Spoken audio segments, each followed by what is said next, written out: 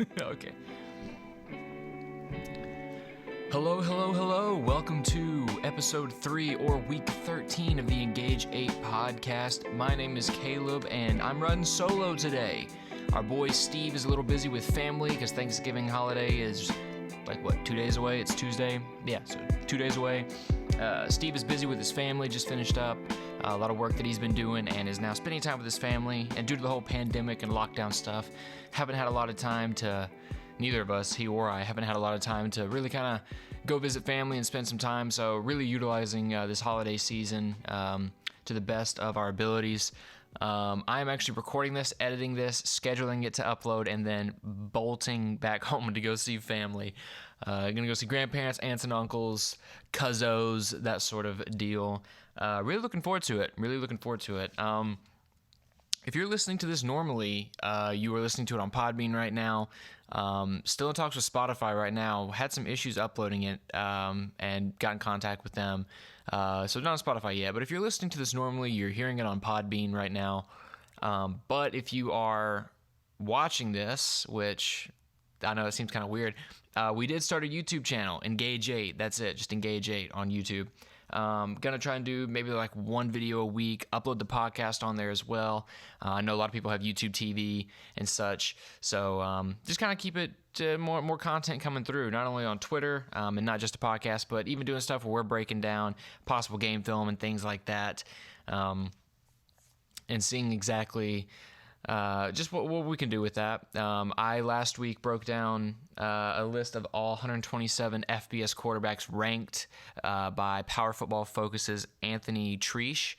And that was pretty interesting, going through a list and kind of breaking it down and seeing what was going on there.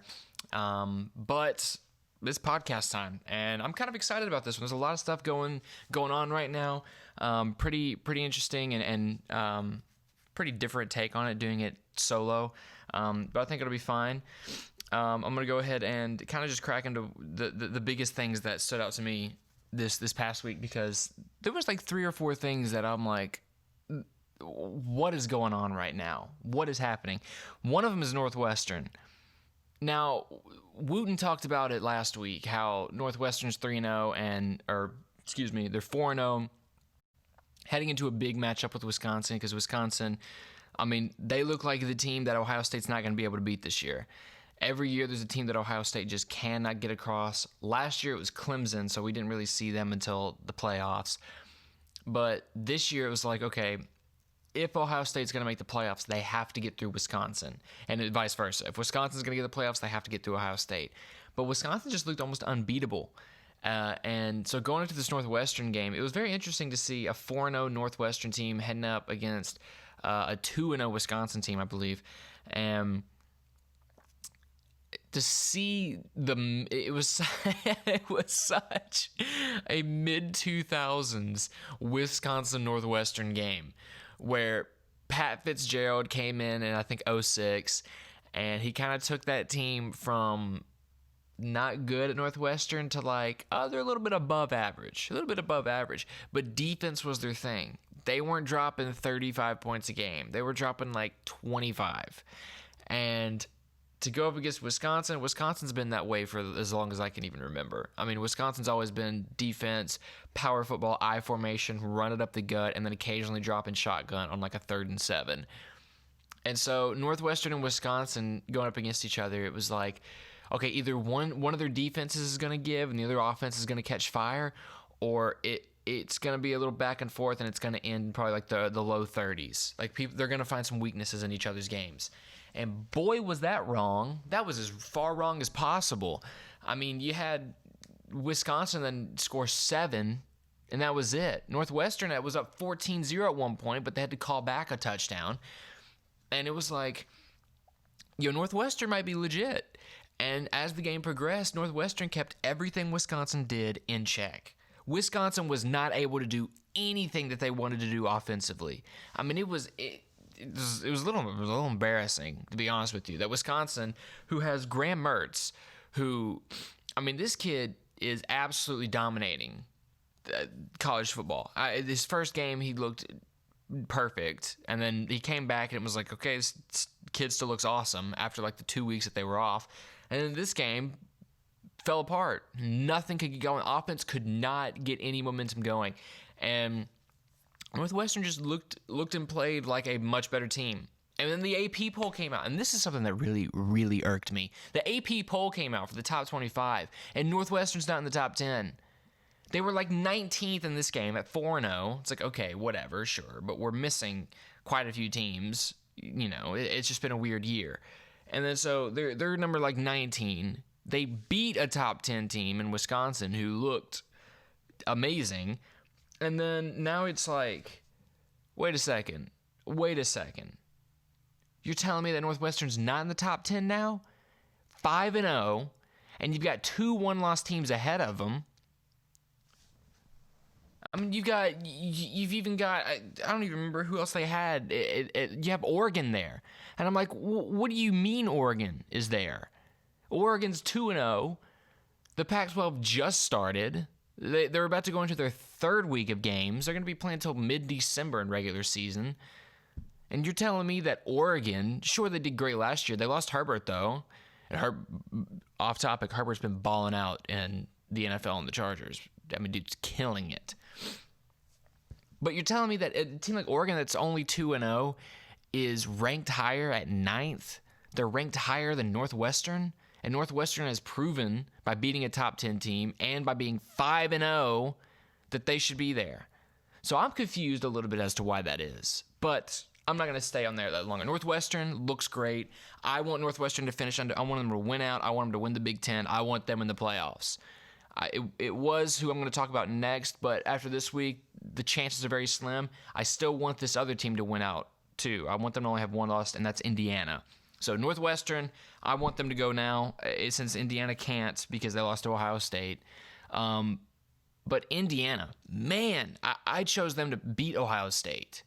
I really wanted them to beat Ohio State. And I know here at ENGAGE8, we're an unbiased, kind of fan-centered college football, whatever you call it, sports page, I don't know.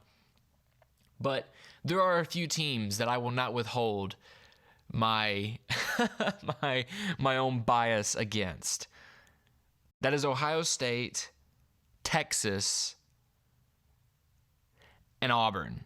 And I will withhold for Auburn for majority of it because I have a lot of family that goes to Auburn. So Auburn, that's fine. I've just never liked Auburn. Texas, I don't like Texas because of the fans. Texas, the culture, the atmosphere, the jerseys even, the stadium, just the way they play football. I like Texas, but the fans drive me insane. It's just, it almost makes me mad just thinking about Texas, knowing that every single year their fans are like, we got it, man. We got it this year. This is our year. No, it's not. It wasn't even your year in 2009, and that was the year y'all went to the title. It hasn't been your year since 2005. 15 years later, you thought they might know, but no, it's fine. Whatever. Anyways, I'm not going to ramble. I really wanted Ohio State to lose against Indiana.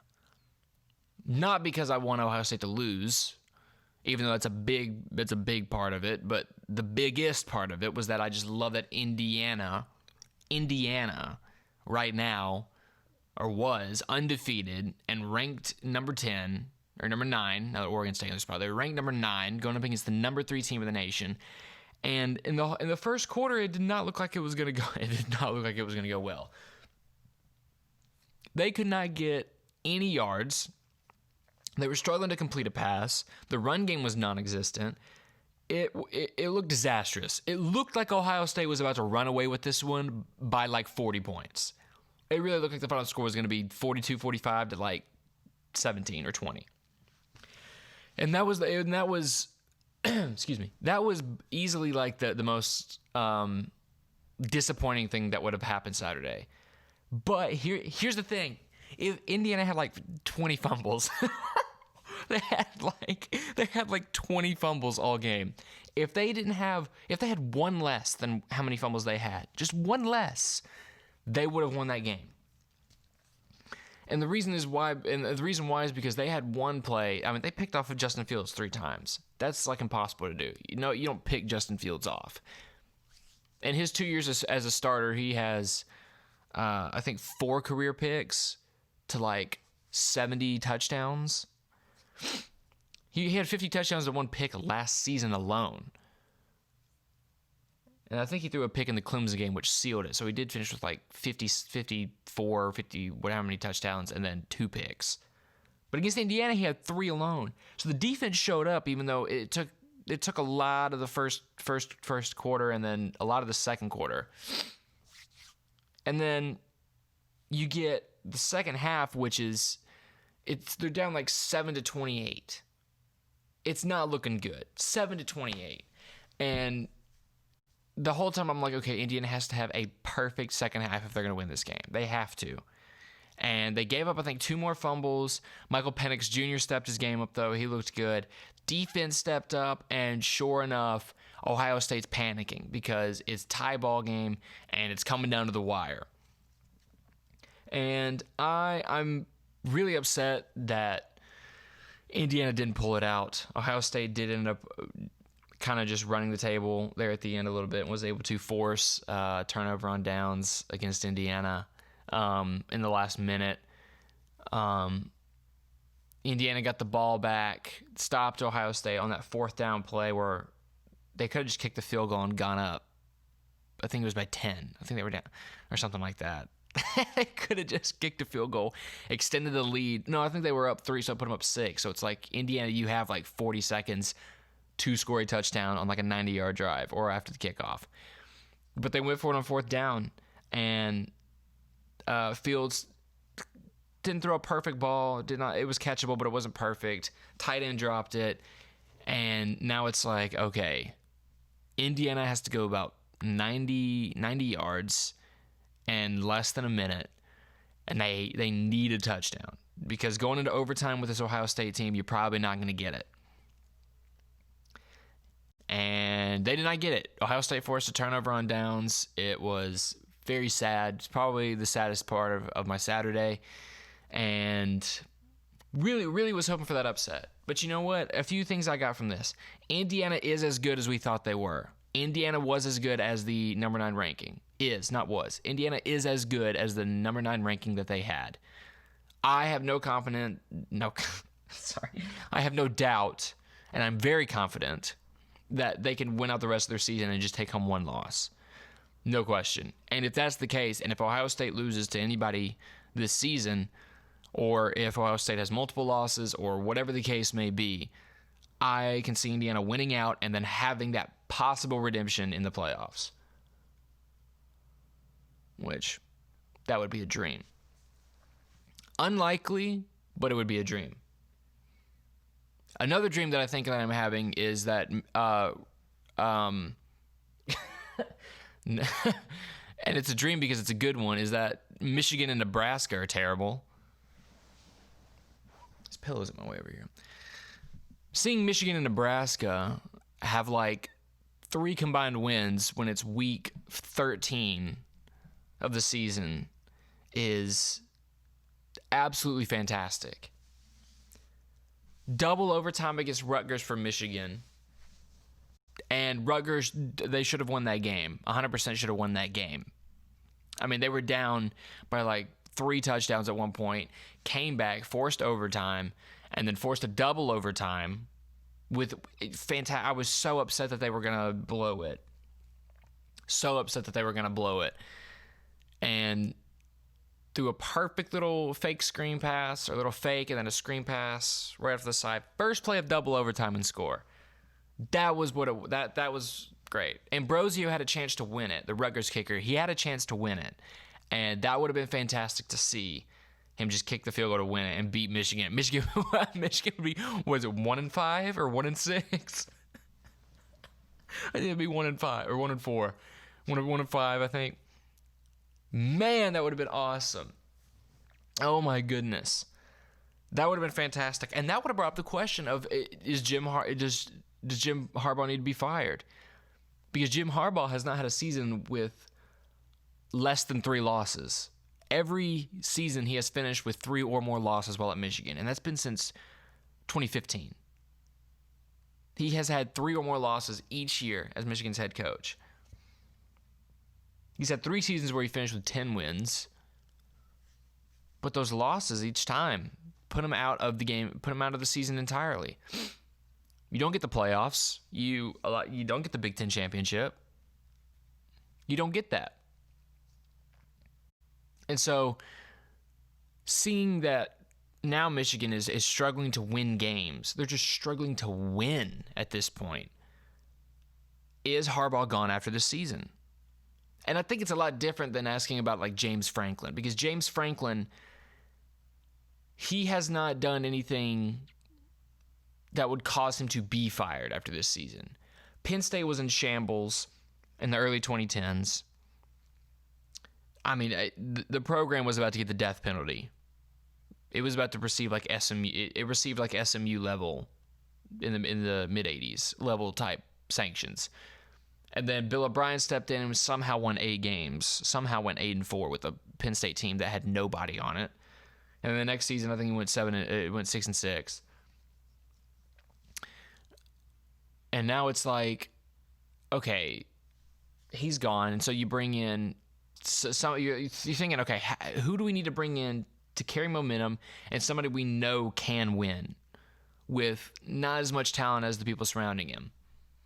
So where else do you look other than James Franklin, who has taken a Vanderbilt team that never does anything and brought them to 3 straight 8-4 seasons, back-to-back bowl wins, and top 25 finishes? So Penn State now hires James Franklin, and ever since his hiring, Penn State has been a top 3 Big Ten team. I mean, his first season there, of course, it was getting things in order. And then the next season, it was like, okay, we're looking good. And then he had the 2 years with Saquon and Trace McSorley. And that was the season to win it all. Going 11-2. They were ranked number 2 at one point. If they beat Ohio State, I think it was in 2017. If they beat Ohio State in 2017, Penn State's in the playoffs. No question, because they didn't lose the rest of the season. If they beat Ohio State that year, they're in the playoffs. They may have lost another game that season, because I can see a 1-loss team like them. But then again, I think it was Ohio State that got in. And that would have changed everything if they made the playoffs. They could have pulled something out there. Of course, in 2017, you're going up against Georgia, Bama, and Clemson. Georgia, Bama, and Oklahoma. One of those 3.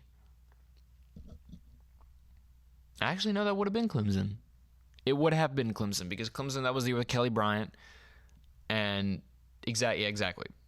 Clemson would have been Clemson, Georgia, Oklahoma, Penn State. That's what the top 4 playoffs would have been that year in 2017. And simply because Clemson was a defensive team in 2017, that was why they didn't make it to the title game in 2017. That's why Bama was able to beat them in 2017, was because of Clemson not having an offense. They didn't have Trevor Lawrence yet. Trevor Lawrence came in the next season, filled the spot in for Kelly Bryant because Kelly Bryant was not doing offensively what he was expected to do, and then Trevor Lawrence took over from there. So that Penn State team could have gone very far. They could have pulled something out with weapons like Trace McSorley and Saquon Barkley. You really could have seen something happen there. Did they have Mike Gesicki there too? If they did, then we could have seen a Penn State-Georgia national championship. We could have seen it. That would have been wild. So James Franklin, let me get back. So James Franklin, with a team like that, he's produced when he has had the talent. And then when Saquon left and you still had Trace McSorley, you had a decent season. You didn't have a great season. You had a decent season, a good season. And now Trace left, and now you're thinking, okay, well, we got this next dude, and apparently he's better than Trace. So why wasn't he starting before him? So you have another decent season. You have a good season. It's not great. You don't finish with any major wins. You don't go to a major bowl game. You're not going to, it's not a season really worth celebrating if you're Penn State. So this season, it's like, okay, Penn State comes in ranked 8th. returning some talent. Even the quarterback, who they claim is better than Trace McSorley. And now it's like, okay, what you got for us? 0-5. How does that sound? 0-5 is how that sounds. Penn State's awful. They're absolutely terrible this season. They are horrible. And it's even worse because I'm looking at the schedule here for Saturday, the 28th. And what do you know? Penn State plays Michigan. I'm going to look up the 2020 Penn State Nittany Lions. 0-5. They are 0-5. Lost to Indiana barely. They only lost to Ohio State by 13. Now you can see the fall off following that Ohio State game. Waxed by Maryland. Lost by 7 to Nebraska. And then got smoked last week by 20 to Iowa at home. Now they have Michigan. I'm going to go ahead and give Michigan the win. I'm going to say, but if there's any team that loses to Penn State this season, it's going to be Michigan. They're going to lose to Michigan. They're going to lose to Rutgers. That no doubt. And they're going to lose to Michigan State. We are looking at an 0-8, potentially, Penn State football team. Should James Franklin be fired? No. It's been a weird year. Things have been off. All right, let me break it down. So back-to-back seasons, 2014-15, 7-6, 7-6. 2016, they went 11-3, lost the Rose Bowl to USC. That's what it was, 11-3. The next season, they did have 2 losses in the regular season. That's why. Ohio State, they lost by 1 point. And then they turned around the next week and lost to Michigan State. They beat Michigan State and went out. They take Bama's spot in the playoffs that year. No question. But last year, here's the thing. Last year, and this is why they had the number 8 preseason ranking. They were 11-2. They were number 4 at one point, and I remember that because they had one of the best defenses in the nation. I mean, they were beating teams 79-7, 45-13, 59-0 in the first 4 weeks of the season against ACC and Big Ten opponents. Beat a number 17 Iowa, beat a number 16 Michigan, lost to number 17 Minnesota, and now this was before Minnesota had even taken their first L of the season. So, not really sure how that even... And then they lost to Ohio State by 11. Ohio State was number 2. Dominated their bowl game against Memphis. So the point is that James Franklin, no, he should not be fired.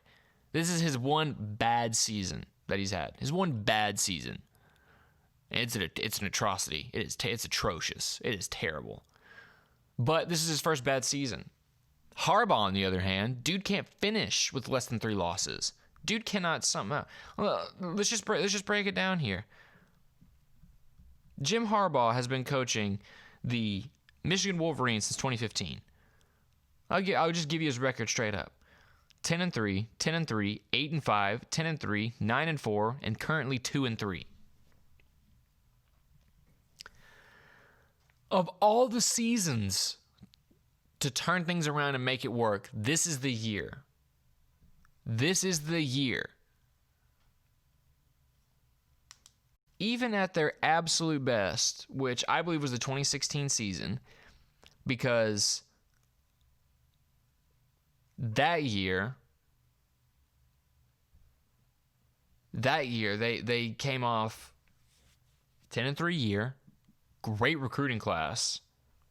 People were hyped. That was when people were hyped on Harbaugh. When he was at Stanford and flipped into a 12-1 season, took San Francisco, went to a Super Bowl, 3 straight NFC championship games, and then had an 8-8 season and got let go because the 49ers front office was terrible at that time. He took the Michigan job, and that's where he wanted to be. Started number 7, got down to number 2 up until they lost to an unranked Iowa team by 1 point. Dropped only 2 spots. Still was in the playoff race. Lost to number 2 Ohio State in double overtime, 27-30. Amazing game. Could have won it, and then they lost to Florida State in the Orange Bowl. 2016 was the last time Jim Harbaugh had a team that was in playoff position. 2016. You're telling me 4 seasons later, this man still deserves his job at Michigan after what they think he needs to be, after what they're saying he needs to be? Absolutely not. I am not buying the Jim Harbaugh anymore. I'm not buying it anymore. I didn't buy it after the 2018 season. Last year I didn't buy it. Took a heavy L to Bama in the Citrus Bowl, which they were 9-3. Didn't go to the Big Ten championship. It went to the Citrus Bowl up against a 10-2 Bama team. Got waxed. Finished 9-4. That's just such an awkward record to finish at. 9-4. You hear 11-2. 10-3. But 9-4? That's just weird, man. That's just weird. Here's the thing. If Harbaugh does not win, if Harbaugh takes one more L this season, he's gone at the end of it. If it was Rutgers, he would have been fired at the end of the season. They're going to let him finish out the season and see what he does and how he responds. But Harbaugh is gone if he loses another game. And I just genuinely believe that. I genuinely believe that the best option for Michigan is to get rid of Harbaugh, which sounds crazy. And I think Harbaugh would fit perfect in the pack. I think if Harbaugh took the Cal job, which California might be getting ready to look for a coach in the next couple of years, or even if he took the Washington State job, that would be nuts. I'd love to see Harbaugh at Washington, honestly. I'd love to see him at Washington. Chris Peterson left after last year, and so this is like their second season without Chris Peterson. So, give him time. Give him time to reestablish and whatever. But I think Harbaugh thrives in the Pac. I don't think he can thrive in the Big Ten. In the Pac, you have one or two other teams that you got to look out for. In the Big Ten, you got Ohio State. You got Wisconsin. You got Penn State, more often than not. And then you got a season like this where Northwestern and Indiana are both looking fantastic. How do you keep up with 5 teams? You can't keep up with 5 teams, Jimmy Kaki. Harbaugh needs to go to the Pac-12. I think that's just it. I think that's where he belongs. I think he belongs in the Pac-12 when it's college football. West Coast football is where he belongs because he doesn't have to keep up with 5 or 6 teams that can possibly derail the entire season. I didn't even mention Iowa or Michigan State, which he's lost to both of them several times. Harbaugh can't handle that. Harbaugh cannot handle 5 or 6 teams that he has to look out for each year. When he was at Stanford, he only had to look out for Oregon. That was it. Maybe Utah. Utah has been great with Kyle Whittingham. 2007 was a great season. 2008 was a great season. 2009, pretty good. Pretty dang good. But 2010 is when Stanford went 12-1. They didn't have to look out for Utah that year. They had to look out for Oregon that year. I mean, let's just take a look at that. He went 4-8 in 2007 with Stanford, 5-7, then 8-5 in 2009, and then 12-1 in 2010. I mean, yeah, and listen to these wins. He had UCLA was the conference opener, 35-0. Oregon, the only game he had to look out for each year was in week 5. Destroyed the first game, Sacramento State, of course. UCLA killed him. Wake Forest killed him, 68-24. Notre Dame in week 4 killed him somehow, 37-14. Oregon was number 4. Beat Oregon 31-50 or lost to Oregon 31-52. 31-52. And after that, beat USC unranked, Washington State unranked, Washington unranked, Arizona 13 beat them 42-17. Arizona State unranked. Cal unranked, 48-14. Oregon State, 38-0. I'm tripping because this was even before Utah was in the pack. Utah was still in the Mountain West. So he didn't even have to worry. He didn't even have to worry about a Utah team. All he had to worry about was Oregon and then maybe like Cal. Not even Cal, like Arizona. Maybe. Harbaugh's never had to worry about more than 2 or 3 teams a season that could derail the entire season. At Michigan, he has to worry about that every week. Iowa hung 50 on Ohio State one year when Ohio State was undefeated and ranked number 2. Purdue hung 49 on Ohio State when Ohio State was ranked number 3 and undefeated. Michigan State has beaten Michigan when Michigan was ranked like number 2.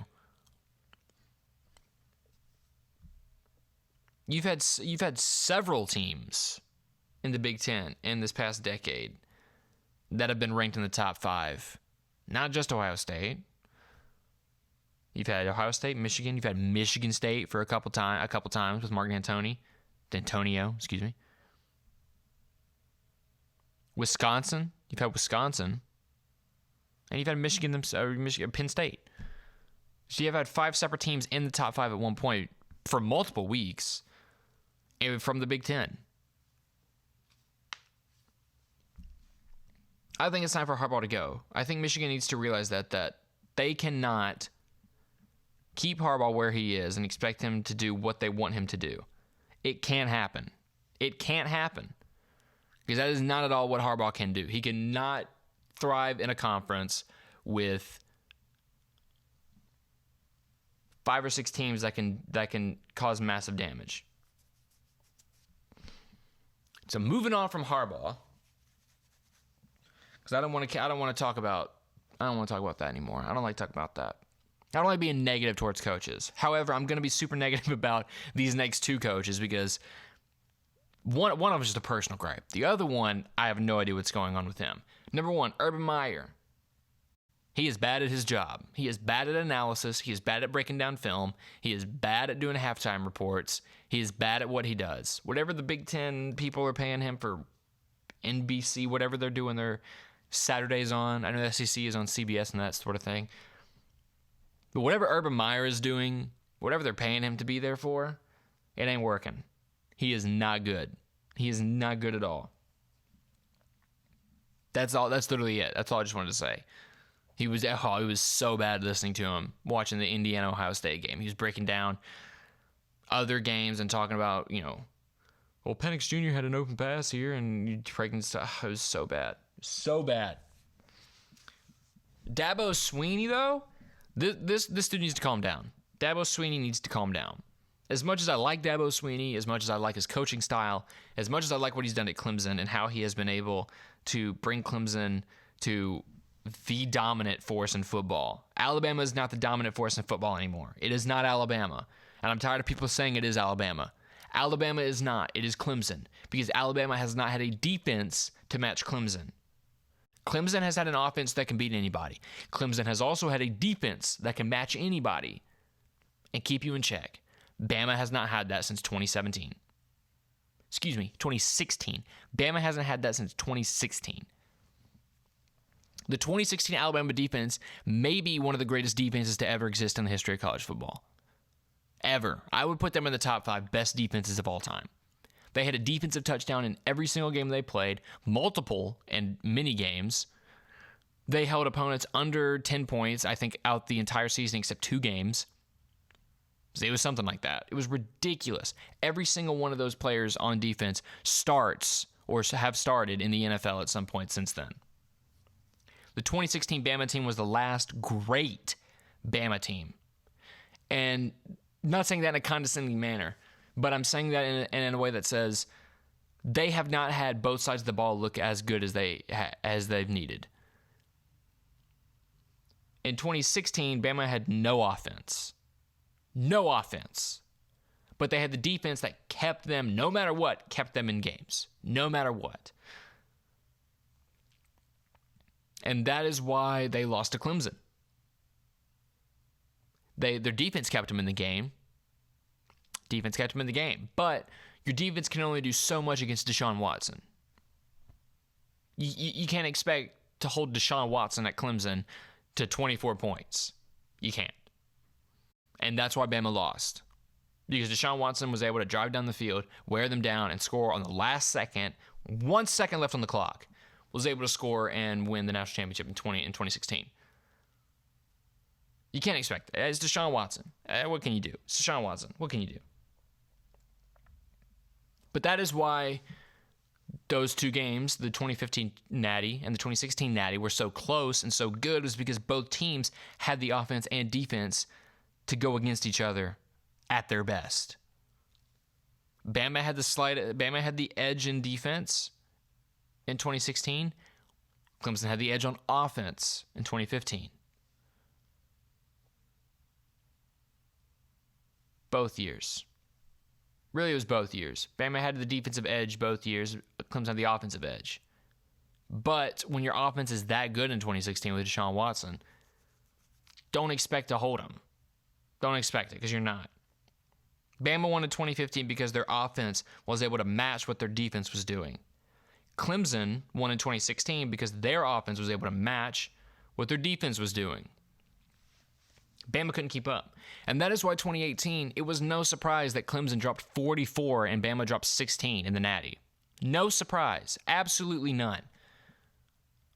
Absolutely none. Because Clemson had the top-ranked offense and a top 3 defense in college football in 2018. They looked as good as you possibly could get. Bama had a top 3 offense and a top 30 defense. So, of course, Bama's not going to be able to keep up. Of course they're going to give up 44. It was no surprise. Watching that game, Bama answered early with a Judy bomb, and it was like, wow, okay, Bama's hanging on. Sure enough, it was like 28-7. And it was like, all right, this is what we expected. This is exactly what we expected. Back to Dabo. I'm just on rants today. Dabo is losing his mind. Losing his mind right now. Dude just needs to calm down, take some breaths, and quit trying to blame Tallahassee and Florida State for not playing this Saturday. Just stop, man. COVID's real, COVID's serious. Just take it serious for a minute. If players have it and if players are getting it and there's a possibility that it's spreading around campus or it could be spreading around the team and such, then okay. All right, don't take risks, man. Player safety is much more important than playing football. And that's coming from somebody who I would give up like where I live if that meant I could watch football. It's like if you have a house you can't watch football, okay. Catch me at Walmart in the electronics section watching football. Dabo just needs to calm down. He said something earlier that really irked me. Talking about Tallahassee, how their coaches. Here's the quote. Dabo Swinney on Florida State. I'm not really worried much about what they say down there in Tallahassee. I've been in this league 18 years. I've been the head coach for 12. They've had 3 head coaches in 4 years.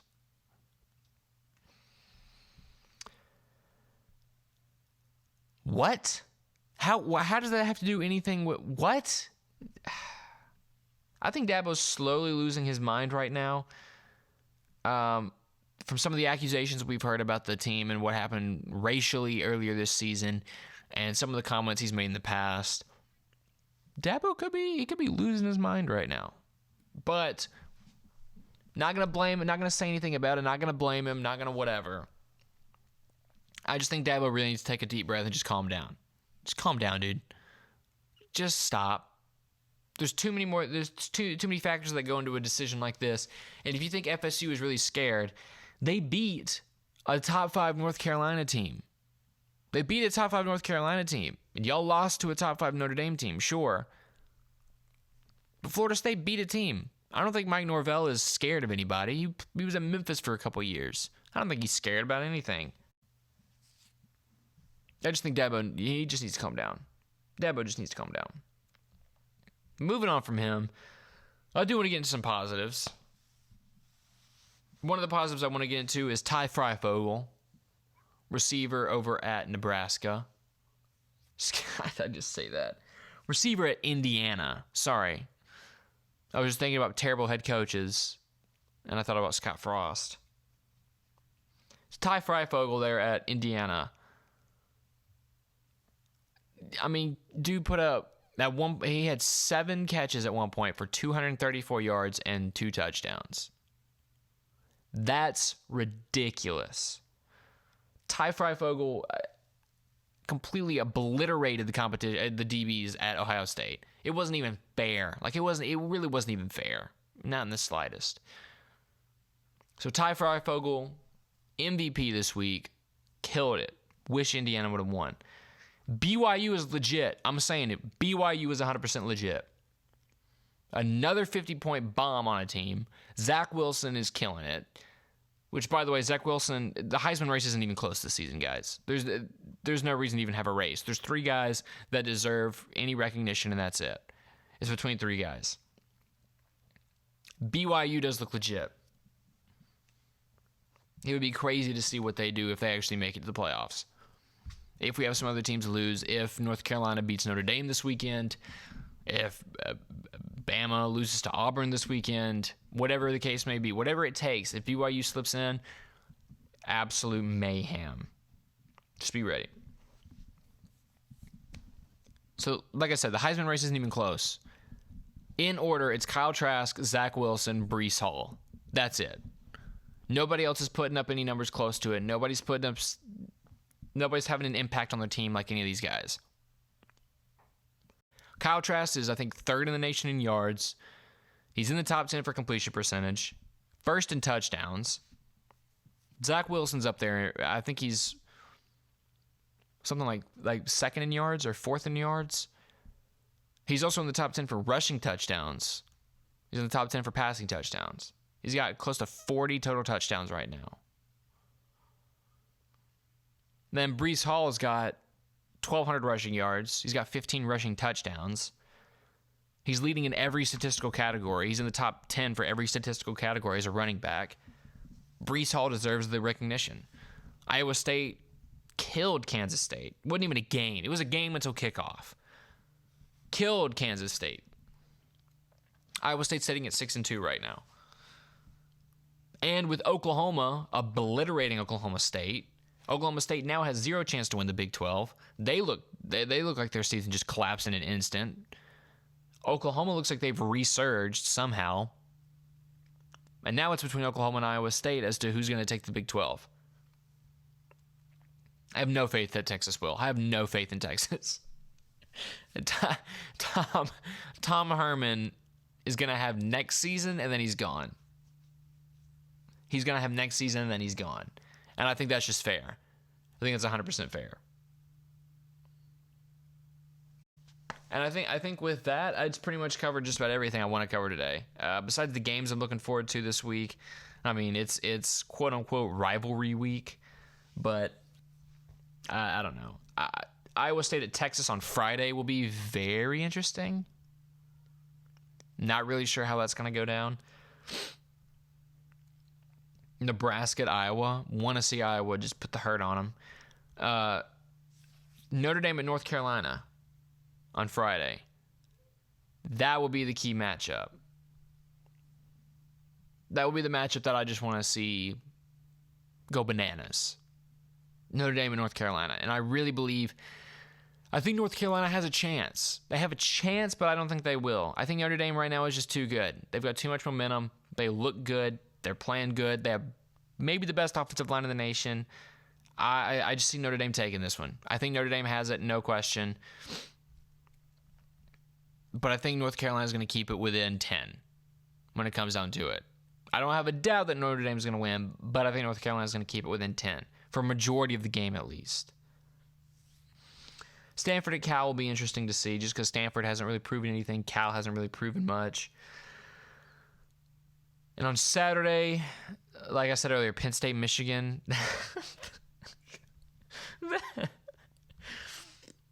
Oh man, that'll be fun. Those teams are a collective 2-8. They are a collective 2-8. Oh man. Not really seen a whole Minnesota, Wisconsin, I guess. Even though Minnesota looks terrible. Not seeing too many games this weekend. That sorry for that. I'm just kind of scrolling through these through these games right now. Oklahoma, West Virginia. Hope that one's at least decent. LSU at A&M. That will be very interesting because I would love to see A&M take a heavy loss. I don't think there's any way, shape, or form that Florida loses to Kentucky. I don't think in any way, shape, or form Clemson loses to Pitt. Mississippi State at Ole Miss. There it is. That's the game that I'm looking forward to. LSU, A&M. Obviously Notre Dame, North Carolina. Penn State, Michigan. It makes me laugh saying that. And Mississippi at Mississippi State.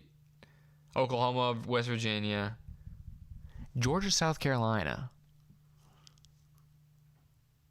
No, Georgia's going to kill them. Georgia's going to absolutely kill them.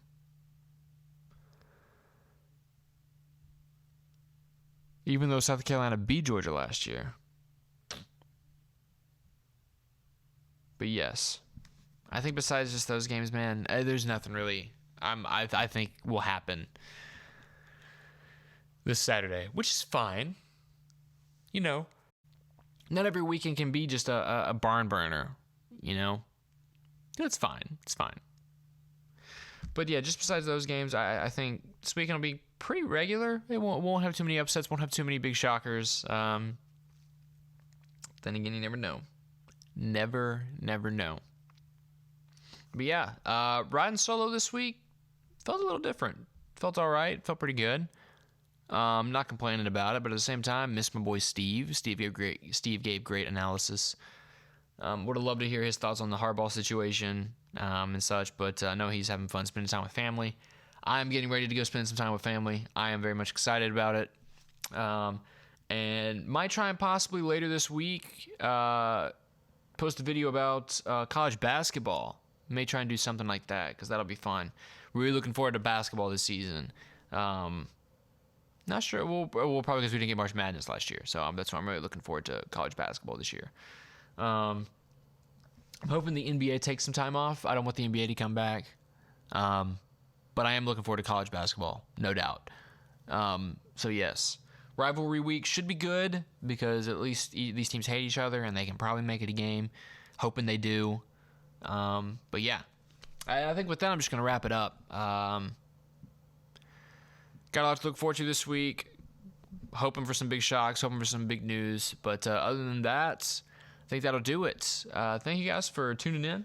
We will see you next week as we go over the rivalry week and get ready for conference championships coming up. But yeah, with that, I'm going to head out, wrap this all up, and get ready for Thanksgiving with the fam. So thank you guys for tuning in. Be sure to check out, if you're listening on Podbean, be sure to check out the YouTube channel. Going to be posting some content here and there that I think will be interesting. Follow us on Twitter as well, twitter.com/engage8sports_. Somebody already had Engage8 Sports. I don't know how. Whatever. Yeah, be sure to keep tuning in, guys. We're going to continue posting out content, everything like that. And with that, we will see you guys later. Have a good one.